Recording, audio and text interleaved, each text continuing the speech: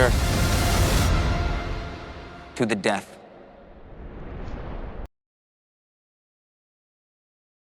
What's up at welcome sa Pochok Lock.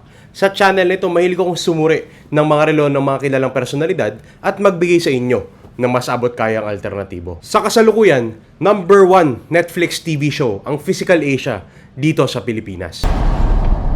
퀘스트를 시작하겠습니다. Paligsahan ang palabas na yan at merong 6 na individual na kumakatawan sa Pilipinas. Ang 6 na personalidad na yan ay pinamumunuan ng walang iba kundi si Manny the Pacman Pacquiao. At dahil dyan, minabuti ko na balikan ang mga relo ni Manny the Pacman Pacquiao na nasuri ko na in the past at i-compile sila sa isang video para sa inyo. Bago po tayo magsimula, konting disclaimer lang, yung mga ibang video dito a few months old na kaya maaaring pasuna yung mga maximum selling price na ipinapakita ko. So take that with a grain of salt, pero personally I don't think sobrang mababago naman yung mga maximum selling price nila. And then bukod dyan, yung mga videos na gagamitin ko dito ay mga clips mula sa previously released videos dito sa Pochok Lock. At panghuli, meron akong video na ginawa before na dedicated kay Manny Pacquiao na kung saan nagtampok ako ng 3 relo at ang video na yan i-take down ko na after mag-live ng video na ito. Hindi na po ako magpapaligoy-ligoy pa. Tara na! Anong mayroon tayo, dapat magpasalamat tayo, dapat lahat ng papuri sa Panginoon ibigay natin because God give us the... So, very distinctive po sa relo ni Pacman dito yung kulay po ng case at ng bracelet ng relo na suot niya. Yan po ay parang may tint na ever rose gold, hindi po ba? Tapos mapapansin niyo po yung crown niya sa taas at sa baba nun, merong pushers at meron ding subdials. Dahil po dyan, ito ay isang chronograph. Not just any chronograph. This is a Rolex Cosmograph Daytona in full ever rose gold. Reference 126505. I think this is a very prestigious and good-looking watch. And based on what Pacman has done for this country as a boxer, I think angkop po ang relo na ito para sa pagkatao po ni Pacman.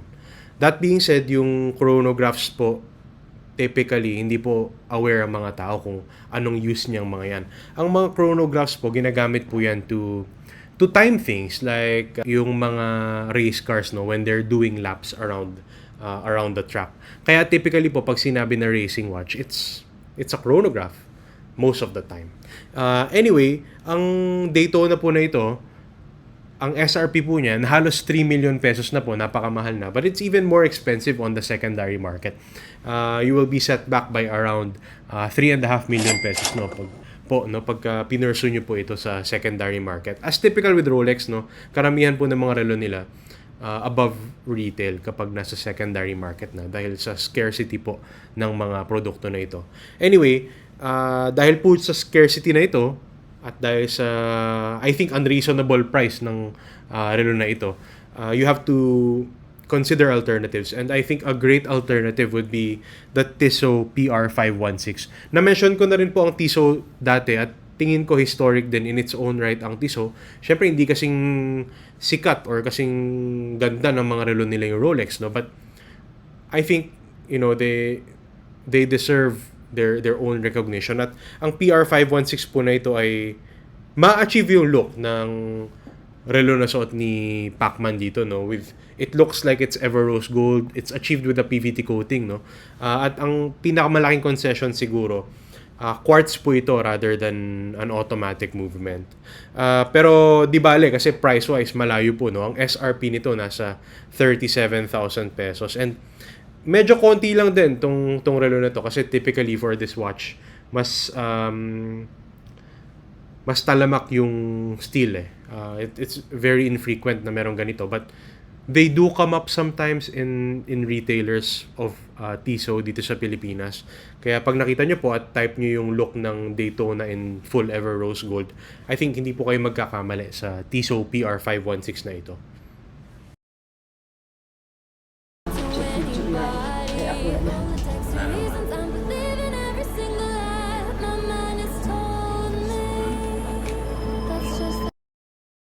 Dito sa relo ni Manny Pacquiao, kailangan natin tingnan yung gems sa bezel. They alternate between white and black with the dominant color being white. And then bukod po dyan, parang yung lugs niya may diamond pave lugs siya, no? Dahil po sa mga katangian na yan, tingin ko this is a Rolex GMT Master 2. The reference 116759 SANR. Ngayon, yung mga letters po, no, sa dulo ng mga Rolex references, they're actually not random. They do mean something. So in this case, yung SA na part or sa, that actually stands for Saphir, which is the French word for sapphire, and then yung NR naman stands for noir, which means black, no? So parang black sapphire siya. Pero obviously hindi lang black sapphire yung ginamit dito. There are sapphires that are colored white as well, no? Which is I think the natural color of sapphire, no?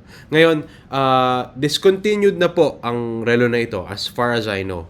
But on the secondary market, I've seen it for up to 23 million yan. In peso terms po, no, yan ay nasa 9.1, 9.2 million pesos. But I haven't seen it locally, so you would have to bring it in, plus shipping, taxes, and duties pa yan. Pero in terms of the alternative, I selected the Venezianico Nere, the GMT Seratung, no. So itong relo po na ito, kaya ko to napili. Una, dahil sa GMT. Pangalawa, dahil dun sa bezel niya, no, which is parang combination siya of gray and black, which is a play on the white and black that you find on the bezel of Manny Pacquiao's watch in this specific case. Ngayon, mahalaga pong i-point out dito na meron ding accent ito na parang aqua blue, no, while dun sa GMT Master I think green po, no, yung accent niyan. And then when it comes to the concessions po, syempre yung level of finishing will not be the same. They both use mechanical GMT movement, so I think that's quite comparable, no? Although mas elevated syempre yung movement ng Rolex. At bukod po dyan, yung key concession would be the size. This one I think is at 42 millimeters, no, as opposed to 40 millimeters doon sa suot ni Manny Pacquiao. And ang SRP po ng relo na ito is 1,450 euros. In peso terms, I think that's 96,000 pesos, no, plus shipping, taxes, and duties pa. But link in the description. I've reviewed a Venezianico watch before, and maganda naman ang gawa nila, no. And this alternative really avoids a lot of the blinginess, no, of the watch of Manny Pacquiao. And I really actually do like Venezianico's designs, and that's why I'm also a fan of this watch. Ng politics kasi pag isa maglabas ng roadmap, hindi sa Okay, so parang dito, no, sa footage na ito, ang pinakamahalaga na tingnan natin is yung bezel niya. Parang multicolored bezel, no, na parang rainbow po or bahaghari ang dating niyan. Bukod po dyan, yung dial niya is black. Merong sub-dials that contrast the main dial. Tapos rose gold case and bracelet. Ngayon, dahil po sa mga katangian na yan, tingin ko ang relo na ito ay isang Rolex Daytona, no? This is not just any Daytona. This is the reference 116595 RB0W. Yung sa dulo po, pag spinel out nyo yan, parang rainbow ang dating, no? Ang Daytona po, no, yan ang isa talaga sa mga pinakasikat na relo ng Rolex. At sa Pacquiao family pa lang, marami na pong examples ng Rolex Daytona, no? Pero ito siguro ang pinakamahal. Ang specific na model na ito kasi merong parang distinctive na kulay, no? Gaudy ang dating nito, parang yung bezel niya parang rainbow. And that's achieved, I think, no, with sapphires on the bezel. And then bukod po dyan, pati yung markers niya, mapapansin nyo, parang rainbow colored din sila, no? So medyo gaudy ang watch na ito, medyo loud, no? Ang SRP po nito, wala po akong information, honestly. I think this comes from a secret Rolex catalog. And this might be discontinued, no? Kasi yung reference po na ito, parang hindi na yan ang current reference ng mga Daytona. Nevertheless, on the secondary market, I've seen this for up to 479,000 euros, no? In peso terms, nasa 32.5 million yan halos. At wala pa akong nakita niyan on the Philippine market, at least today. Kaya you would have to bring that in. May shipping, taxes, and duties pa na kasali yan. Ngayon, when it comes to the alternative, I selected a Q-Timex, no? The one with black strap and black case. Kaya ko po napili ito ay dahil sa rainbow colors on the watch. Obviously, hindi to rose gold, pero I think with the rainbow aesthetic. Kung if you're looking for a watch that is fun, I think this is a fun watch. Bukod po dyan, ang concession sa relo na ito, yung kulay niya, which is black instead of rose gold. Quartz ito, imbis na mechanical movement. Mas maliit, 36mm ito, yung Daytona 40mm. At wala pong gems of any sort sa relo na ito. Pero SRP naman, malayo po, no? 12,995 ang price tag nito. Pero discounted po ito today, 9,095 pesos na lang sa website ng Timex Philippines. And I've put the link in the description, no, kung interesado po kayo. I think po, honestly, yung Daytona is a great looking watch, pero when adding these elements na parang rainbow with the sapphires, with the diamonds, I think it's just too much for me. And if you're looking for something simple and fun, hindi kayo magkakamali sa Timex na aking inirekomenda. Had a different journey for you. We fought each other like, you know, I beat him, and then when the times that the Philippines making a team for Olympics. Sa footage po na ito, kailangan nating tingnan talaga yung case ng relo. Yung rose gold na naman yan, katulad nung kanina. Pero pag tiningnan natin yung bezel niya, bicolored siya na red and blue. At parang gawa sa gems yung bezel, no? At dahil po sa mga katangian na yan, think of this is a Rolex GMT Master 2 126755 SARU or SARU. Ngayon, nung video nung nakaraan, nabanggit ko na may kahulugan yung mga titik o mga letra sa dulo ng isang Rolex reference, no? At in this case, SARU stands for sapphires, rubies. In English po, no, yun ay sapphires at rubies, which stands for yung colors basically, no, that you see in the bezel, no. Pag blue po, normally ang perception is sapphire, and then pag red, normally ang perception is ruby. Ngayon, ang SRP po ng relo na ito, again, is not available to me. It's unlisted, no, on the Rolex website. I think VIPs ang may access dyan, no. Anyway, ang market price po ng relo na ito is up to $300,000 US. In peso terms po, nasa 17.4, 17.5 million pesos yan. At may kamahalan talaga. Talagang pang VIP, no. Ang nanotice ko po kay Manny Pacquiao, since much of his fights po, no, were in the States. Siyempre, na-influence po siya ng culture doon. And ang mga relo po kasi sa States, no, especially of celebrities, no, sports celebrities in particular, parang patok na patok talaga pag iced out yung mga relo. And that's why I think nakuha niya or na-acquire niya yung taste na yun. Sa alternative, ang napili ko po yung Laurier Hyperion Series 2 GMT. Ang Laurier na brand po is a micro brand that is based in New York in the United States, and it's being managed by a husband and wife tandem, no, na I hear they're very easy to approach, lalo na kung enthusiast kayo. Kaya highly regarded sila in the community. They like to make vintage-inspired pieces while still having modern specification. And ito pong relo na ito, the Hyperion Series 2 GMT, napili ko po yan dahil sa dalawang bagay. Una po, yung GMT functionality, at pangalawa, yung bicolored bezel niya. Meron ding konting hints of gold dyan, no? Pero this is mostly the gilt, no? Yung accents lang sa dial and sa hands ng relo. Ang concession talaga, obviously, would be the lack of diamonds or gems of any sort. At hindi lang sa dial, no, pati sa case niya. Bukod po dyan, stainless steel po ang case ng relo na ito. Ang relo na ito sells on the Laurier website for 35,600 pesos, but you would have to bring that in, so shipping, taxes, and duties pa idadagdag nyo. Although, ang masasabi ko lang is malayong-malayo naman ang presyo na ito.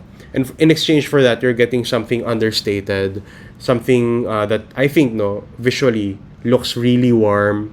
At bukod po dyan, ang relo na ito is also relatively in demand. Syempre, not at the same level of Rolexes, pero in demand po. In fact, out of stock ang relo na ito. But I still included the link in the description if you want to be notified and if you're interested in the watch. Hindi ka dahilan para ma-Istanbul yung ibang tao. Bata pa sila. Oo. Magpaalam sila sa akin kung magpaligaw na sila. I accomplish all this.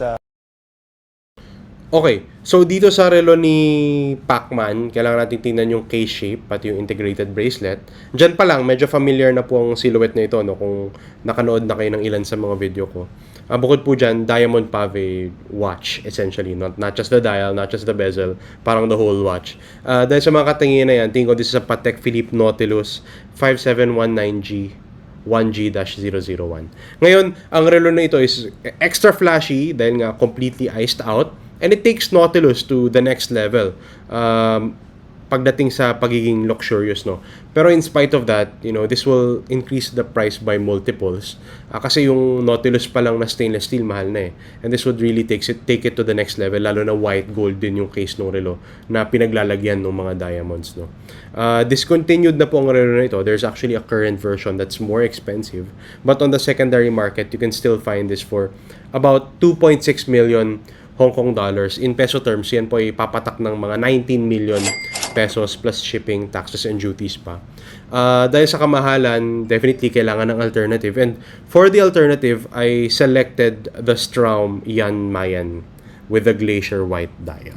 Ngayon, ang brand po na ito is from Norway. At gusto ko yung aesthetic ng mga relo nila, yung mga dial nila inspired by the natural elements that you would find in Norway, no? And up north, I think there's so much that you can find. At nature-inspired ang dials nila, katulad ng Grand Seiko, no?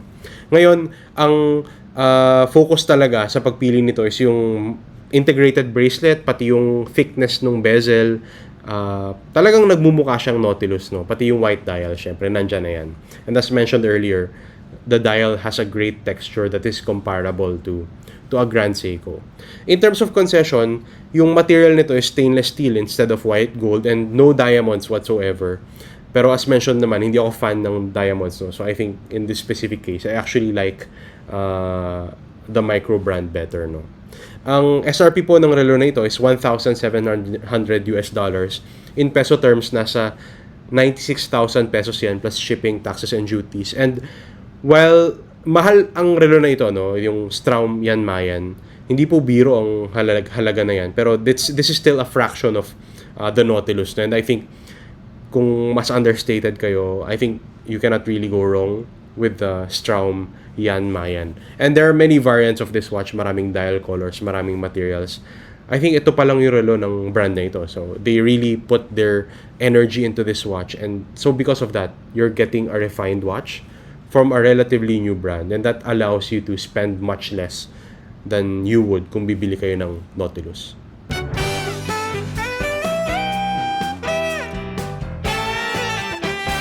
Ayun! Nakita na tayo ng 5 sa mga relo na isinusuot ni Manny the Pacman Pacquiao. At kapag binili nyo lahat ng relo na yan, maaari kayong abutin ng hanggang humigit kumulang 82 million pesos. At sa lahat po ng relo na tinignan natin sa video na ito, pinaka-paborito ko dyan yung Rolex Daytona Reference 126505. At ang natatanging dahilan kung bakit yan ang paborito ko ay dahil wala itong diamond sa bezel, sa case, or sa dial. At doon naman po sa alternatives, ang pinaka-paborito ko dyan yung Straum. Napakalapit ng itsura ng Straum na ito sa Patek Philippe Nautilus sans the diamonds, and that's why I really like this look. And kahit medyo mahal yan, it's way more affordable than Nautilus. Pero opinion ko lang po yan. Kung iba po ang inyong opinion, kung tingin nyo merong ibang relo na mas angkop bilang alternative, let me know in the comment section down below. Kung nagustuhan nyo ang video na ito, please do hit the like button. At kung trip nyo yung mga ganitong klaseng content, pagsuri sa mga relo ng mga kilalang personalidad, watch reviews, please subscribe to the channel and hit the bell icon. Yun lang po. Maraming salamat sa oras ng panonood. Laters, yo!